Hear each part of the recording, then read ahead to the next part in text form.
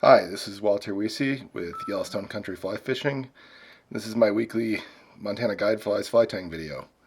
Yep, I'm doing a Squirmy Wormy. The main reason I'm actually doing this is not so much for the pattern itself, but to show how I secure the material to keep it from degrading. There's more than one way to skin a cat, but this is the best way I've found on these smaller ones. A lot of times people around here are fishing great big, 2 inch long, 3 inch long Squirmy Wormies. And this is actually a size 16, and this is the one I would use like on the spring creeks or on the Yellowstone through the winter. It's been really wintry here so far this season, or at least for like the last 3 weeks. Um, I'm recording this on November 24th, I think. And we've actually got snow on the ground here in Livingston. It snowed last week. We're actually looking like we're going to have a real winter for once, which we desperately need because we didn't have one last year, and that's why the fishing sucked in August. But anyhow, that's why I'm focused in so close here. I'm showing off the tying method here for these little squirmies to keep them durable. You can see here it looks just like a normal San Juan worm, and obviously really brief to tie. Now, if I was actually fishing this pattern through the winter, we fish them in red, fish them in pink. But in the winter on the Yellowstone, I actually like this kind of chartreuse one. This is what they call the glow in the dark Squirmy Wormy, and then it's a chartreuse thread. Now, when I actually go to tie it here, which you can see how little effort I'm putting into this because I didn't even cut to shift hooks here. I'm going to actually tie it with an orange thread just so you can see what I'm doing a little bit more readily. There's a little bit more contrast there. That green is really kind of screwing up my color balance on the video. I've got the exposure set as low as it'll go, and it's still a little bit overblown here. But anyhow, I've got 6/0 thread here, and it's better to use I don't know what they're called, but like the linear threads where it's where you could split the thread to use a split thread dubbing technique, not a bonded thread like uni. I use uni more often, honestly, but something like Vivus I think is this way. In other words, the thread can lie completely flat. That's what you want here. I'm going to start that behind my bead, and then just wrap down more or less to the middle of the shank there, and then I'm going to slide that bead back and then secure that in place with X-wraps over the top of the bead. And now normally if I was actually tying these for use, I would stop here, put a whip finish behind and a whip finish in front, cut the thread, and then glue that in place, and then do that for a dozen of them, whatever I need for the whole season. But for sake of the video, I'm not going to do that. I'm just going to go down. I don't go as far back on these as I would on a normal San Juan worm. Normal San Juan worm, I'd be tying those in about here. But on these, I like to tie them in a little closer to the bead because, let's be honest here, I mean, the wiggle is the magic. You could just tie it in one spot and it would still work. Should note here, actually, given that this is a Yellowstone-centered channel, these are not legal in Yellowstone Park. These are considered bait in Yellowstone Park. And growing up in Missouri, where people use what they call trout worms, and those are also considered bait, seems entirely reasonable to me, but that would surprise some people possibly.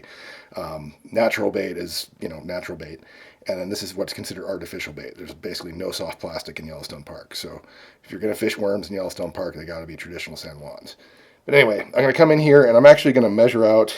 You can't really see it because of how zoomed in I am here, but I don't like trimming at the front on these things. I like getting the distance right, and then any slack is going to be at the back there.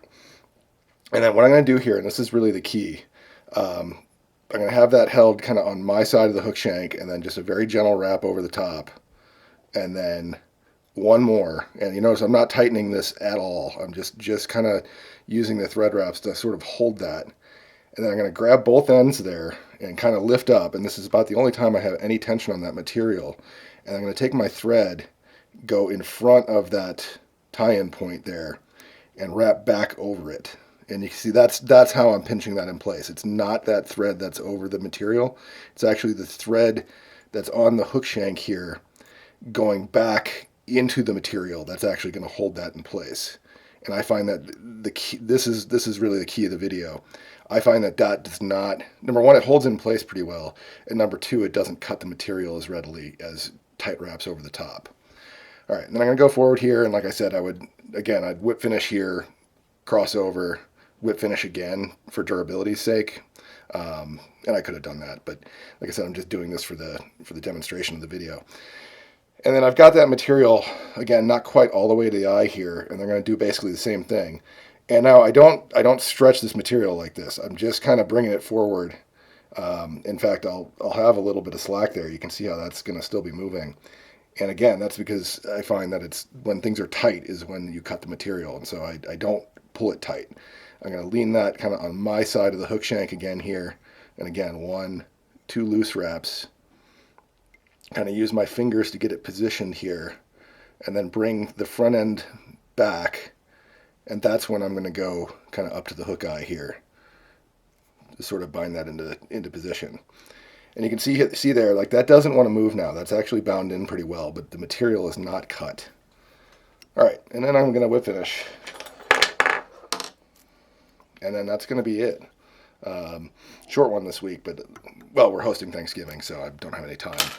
But there you have it. Now, you can maybe not even see in the back here. I'm going to go ahead and trim to length in the back, whatever length you want.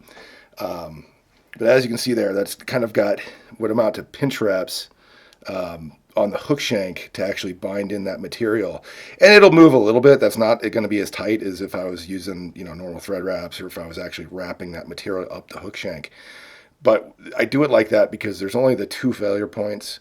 And then beyond that, there's just no tight thread wraps over the top of the material. And I find that's what cuts it. Now, I'm still going to store this in something that doesn't get UV light. I'm going to try to remember to take it out of my gear bag when I'm not using it, et cetera, because these are still pretty fragile. And actually, another side benefit of doing it this way is that when they do fall apart, the flaw, I spent very little time tying that. And so when they do fall apart, number one, it's not that big of a deal. But number two, the hook is still pretty usable. I can even leave the thread on there if the thread's still on there and just retie it. But anyhow, that's this one with a chartreuse body is my main winner. Squirmy Wormy on the Yellowstone River. I would also use it on the Madison or the Spring Creeks. In more runoff season in May, June, I'd be more inclined to use red or pink on the Madison or Missouri rivers. Also on the private lakes, those work pretty well. And that's really the only time I use these. Through the winter a little bit, and then during runoff season. If you're fishing a tailwater or something, you use them a lot more. As always, thanks for watching, and if you find this video helpful, throw me a coffee in the tip jar, the Buy Me a Coffee tip jar at the bottom of the screen. Any $1 or $2 you can throw in helps. See you next week.